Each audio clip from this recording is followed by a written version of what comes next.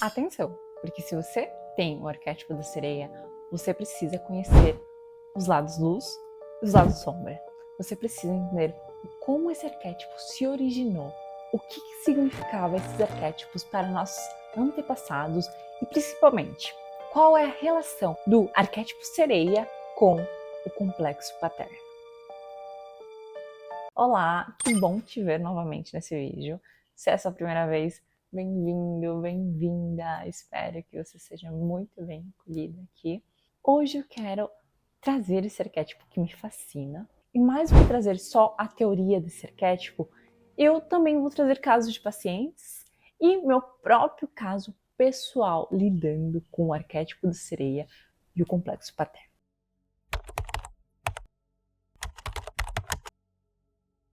Vamos começar entendendo a origem desse arquétipo, o que se tem na história sobre esse arquétipo.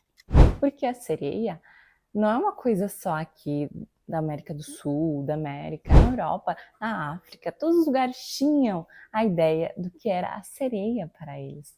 Então, se a gente for lá atrás ver, no comecinho, tanto indígenas como europeus, como africanos, era uma ideia de um feminino mitológico ambíguo. Como assim? Como a sereia tem a possibilidade de entrar no mar, ela é aquele ser que está no meio.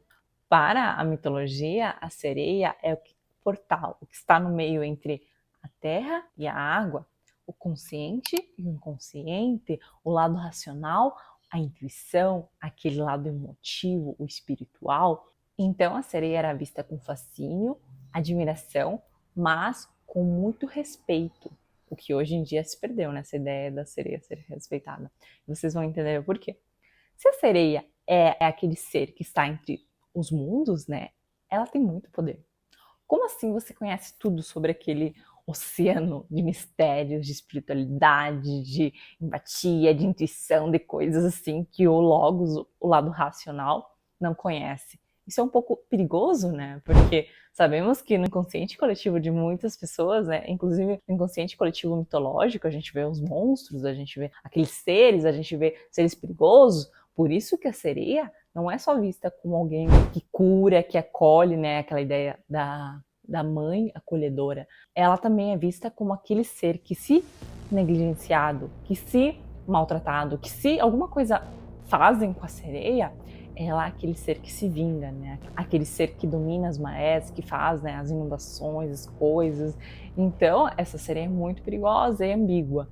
Essa é a crítica principal que eu trago, à mídia, a Hollywood, as séries, que eles trazem uma versão fragmentada da sereia, A sereia é só aquele externo, que é aquela mulher que é bonita, que é sedutora e que é uma pessoa ruim. Só isso, isso é a única dualidade dela. E não, ignoram toda a parte emocional, espiritual, intensa que essa sereia tem, A própria sereia em si mitológica. Por isso que nos desenhos ela sempre está aquela figura atraente, porém com um olhar penetrante, porém com aquela cuidado para não cair no canto da sereia. Então, ela era respeitada porque várias culturas viam ela como uma espécie de figura feminina materna que acolhe, que cura. Ela estava muito relacionada com espiritualidade, mas que, se desrespeitada, ela poderia ser alguém bem feroz ali, alguém que se vinga, alguém que...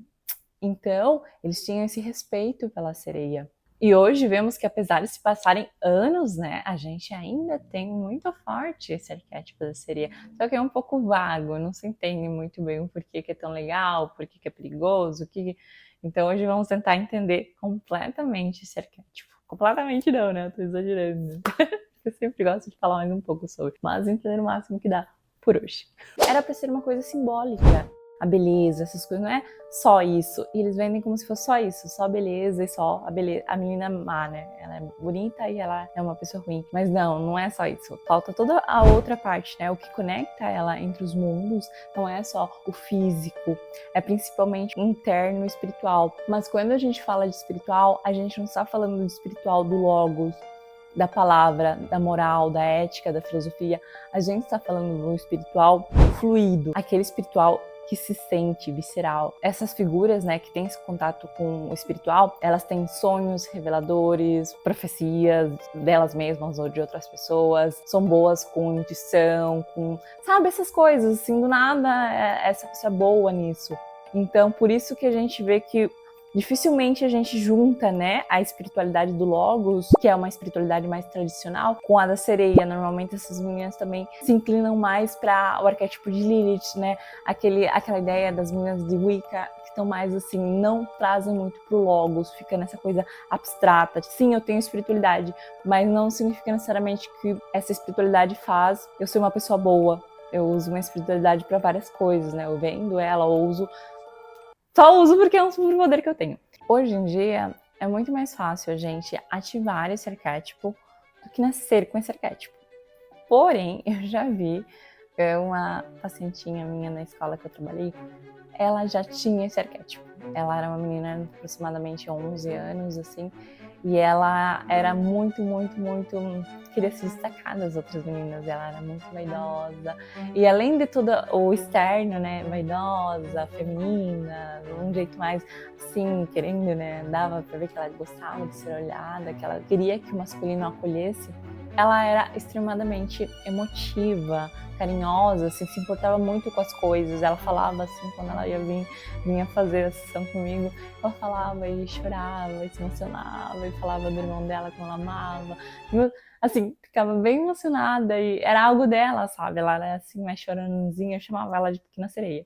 Ela era uma menina muito vaidosa em relação às outras meninas, ela sempre estava na frente de querer, sempre tinha um brinquinho, sempre tinha... E ela era uma criança, né? E eu ficava fascinada vendo, né, a complexidade dela.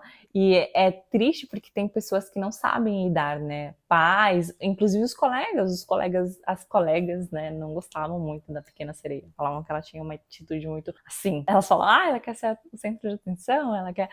E era a pequena sereia ali só sendo ela mesma, né? Então, tem crianças que já nascem, né? Meninas que já nascem com esse arquétipo ali. Por isso que os pais têm que ter muita sabedoria para lidar com essas crianças, né? Porque se é uma criança que gosta de ser magnética, que gosta de ser vista, de ser aplaudida, de estar em lugares onde a tratem bem, onde a acolham, né? Aquele lugar onde a mimem. Então, os pais, né? Se é um pai, uma mãe muito rígida, vai, né, querer podar essa sereia. Depois a gente vai ver o perigo, né, de podar a sereia.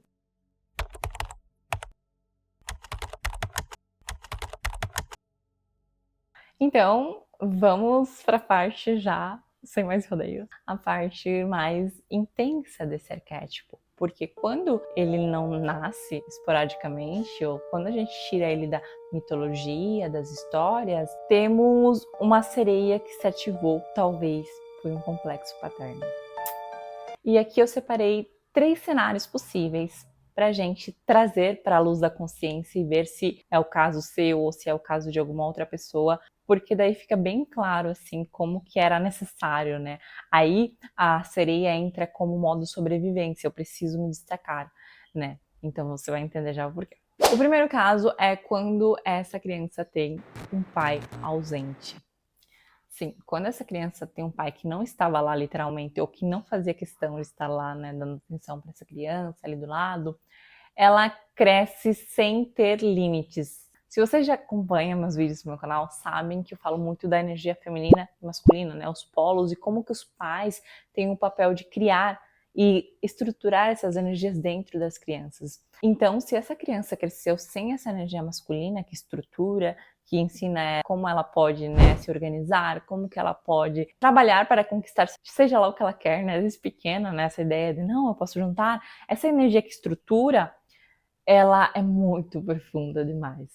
Se essa criança não tem figuras masculinas para estruturar o que é masculino para ela, ela vai falar que, tá, o logos não importa, esse lado masculino não importa. Eu vou mergulhar para dentro. Eu vou voltar-me para as profundezas do oceano. Então, é uma mulher que nasce extremamente emotiva, ou amorosa demais, ou intensa demais, mergulhada demais no inconsciente, nessas coisas. E normalmente é difícil lidar com essas pessoas, eu falo na terapia, porque são pessoas, como elas são super profundas, né, nesse lado emocional e espiritual, são pessoas que na teoria, não são pessoas ruins, porque são pessoas que entendem sobre empatia, entendem o que é sentir dor, entendem sobre outras coisas. Porém, como elas têm muito trauma, né, por não ter se estruturado, por não ter passado por várias coisas, elas sem querer, né, respingam maldade. Então, são casos assim bem complicados que essa pessoa se coloca em situações onde já chegou uma idade onde você precisa, né, sei lá, se estruturar, né? Você precisa se estruturar, você precisa ter um trabalho, você precisa correr atrás das suas coisas, você precisa planejar seu futuro. Se você é só perdido nesse lado profundo, você se perde e não consegue. Tem pessoas, não só mulheres, outras pessoas muito sensíveis que estão muito nesse lado profundo das profundezas. São pessoas que você fala com elas, sim, você é uma pessoa legal, mas essa sua ideia de vida é uma ideia muito fora, não dá pra viver assim, não dá.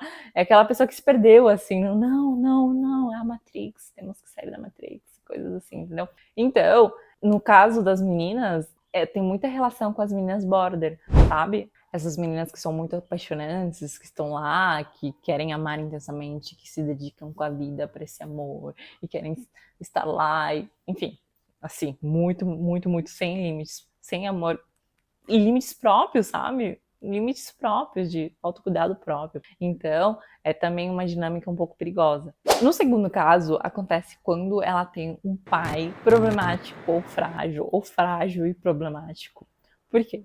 Como eu falei que o masculino é o que dá ordem e estrutura, se o pai está frágil todo o tempo, se está com problemas, com vícios, com coisas que ele não consegue mudar, ele transparece isso pra menina sempre, sabe? Que, ai meu Deus, meu pai, tadinho dele, porque ele enfrenta o caos dele. Então, ela pode crescer com essa ideia de querer salvar o masculino, arrumar. Nossa, olha só, eu tô percebendo como o masculino passa por essa situação, eu quero salvar ele. Então, são aquelas mulheres que querem, né, com aquele encanto da sereia, seduzir e seduzir pessoas que não deveria seduzir porque não estão bem emocionalmente, estão frágeis, estão quebrados, estão assim, para tentar levar para o oceano lá pro colo dela, acolher, né, devorar eles. Então, são casos que também é uma dinâmica perigosa, porque você está atraindo pessoas que lembram o seu pai, que lembram essas situações que ele estava ou ele se colocava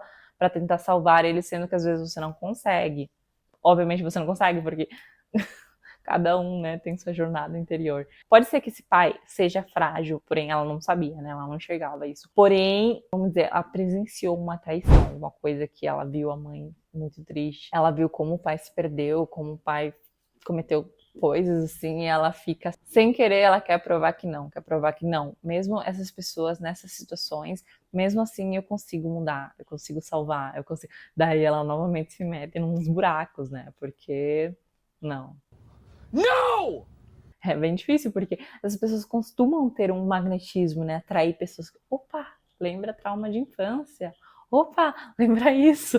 E vão inconscientemente fazem essa dinâmica de ir atrás, né? Querer pescar uma coisa que ali não deveria ter sido deixado pra lá. A terceira situação é quando, vamos dizer que ela não teve um pai ausente. Vamos dizer que ela não presenciou um pai frágil, problemático, mas ela teve um pai machista. Se ela teve um pai machista, por exemplo, que ela estava inocentemente falando, eu gostei de tal roupa, ou eu gostei disso, e ele interpretou isso como, nossa, como assim você gosta disso? Gente, minha pacientinha falava que ela não podia usar gloss. Imagina, ela usava gloss e o pai dela falava, você parece uma... nossa, você não presta mesmo. E ela tendo 10 anos, é o cúmulo. Eu ficava assim, aterrorizada escutando os relatos dela. Mas é comum quando a gente tem figuras masculinas paternas machistas, né? Qualquer coisa, não, isso daí não. Então, aí se ativa, né, a sereia. Como assim? Jung já falava sobre o perigo de você querer reprimir coisas, deixar ali na sombra, porque depois vem com tudo, né? Porque ele quer se manifestar. Daí onde a gente vê as posições arquetípicas, né? Então, quando o pai reprime, né, critica, fala que, esse seu lado, esse seu jeito feminino não é bem-vindo aqui, esse seu jeito não presta aqui. Ela vai reprimindo, depois, né, é onde a gente vê esses casos onde as meninas fazem coisas, né, elas vão diretamente para, ou não diretamente para a indústria, mas para coisas que beiram por ali, sabe? para mostrar que não, eu preciso deixar, né? Normalmente é um jeito mais exagerado e combina os 3 pontos. Tem casos como o meu, que são um conjunto dos 3. Quando é um conjunto dos 3, é muito forte porque imagina, é um caos interno e você acha que é você e você está sendo direcionado por esse caos interno. No fundo, essa criança queria, né, ter a estrutura certa, ela queria ter uma ideia de que, ó, o masculino vai gostar de você, mesmo que você seja do seu jeitinho.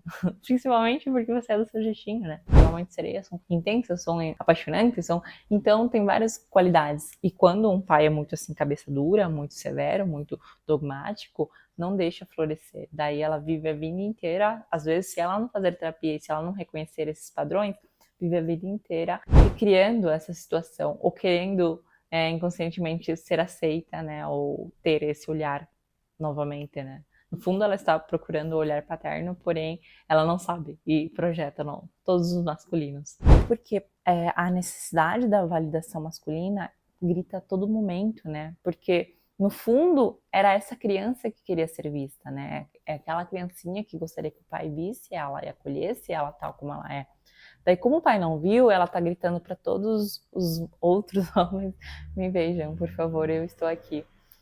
Eu estou aqui, mas é um outro círculo vicioso, é uma coisa bem problemática, porque nenhum deles é seu pai, e você está atraindo pessoas que lembram o complexo paterno novamente, que vão fazer coisas que vão reforçar essa ideia de que, não sei, essa ideia distorcida do masculino.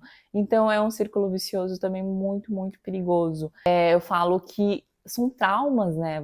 Quando você já tem o complexo paterno e você recria situações, cutuca novamente essa dor, essa ferida, né? É muito traumático. Jung vai dizer que muitas pessoas têm complexos, mas a gente não sabe reconhecer quando é um complexo. Eu vou explicar um pouquinho para vocês meio que reconhecerem. A gente tá falando do complexo paterno, mas pode ser qualquer complexo. Um complexo é muito poderoso porque você não entende ele só racionalmente. Na verdade, às vezes você nem entende. Se você não fizer terapia, na verdade, você não vai entender. Em uma terapia junguiana ainda. Mas o complexo, quem percebe primeiro é o corpo. Jung vai falar que o corpo percebe o complexo antes que a mente.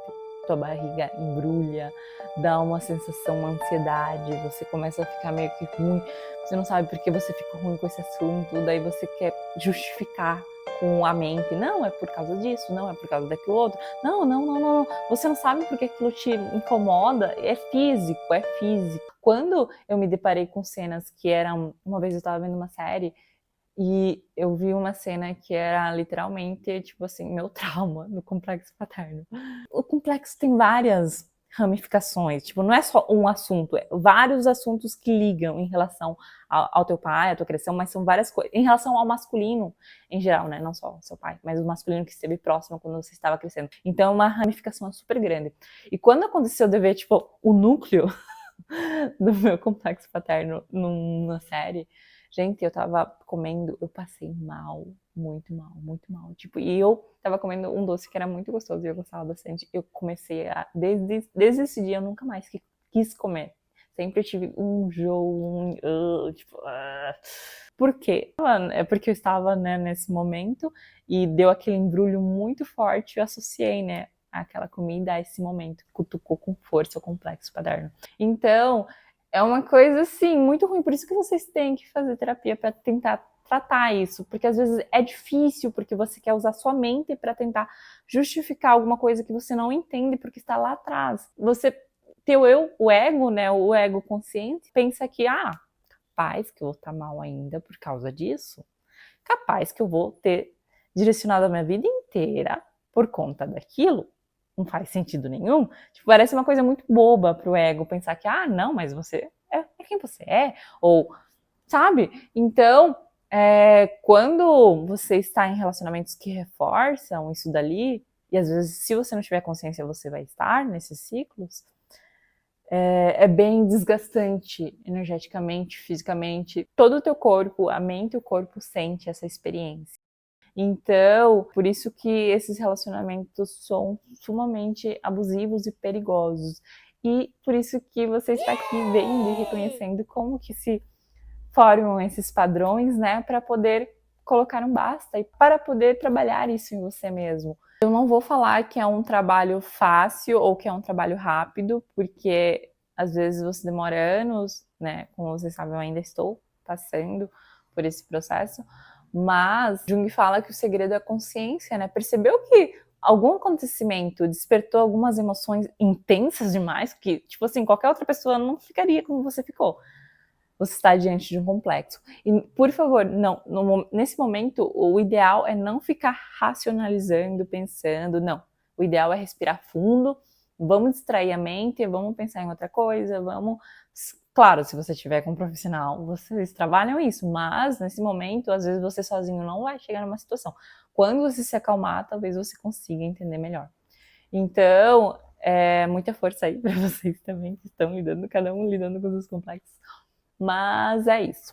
Então, é uma dinâmica perigosa que, infelizmente, é muito, muito, muito, muito, muito, muito comum. Aqui também eu poderia incluir, né, as meninas que crescem com uma repulsa do masculino, mas aí elas não se inclinam, né, pra sereia. Elas não estão procurando seduzir, cuidar, acolher o masculino, elas estão procurando ser o masculino, né? É aí onde a gente vê a possessão arquetípica. O ânimos domina e fala, não, eu vou ser, eu vou ditar, eu vou dar conta de tudo. E, ao contrário, daí não deixa crescer o lado feminino. Então, é muito importante reconhecer essas dinâmicas para poder, né, colocar um basta e poder usufruir da sereia sem ter todo esse lado tóxico. E é isso que a gente vai falar agora.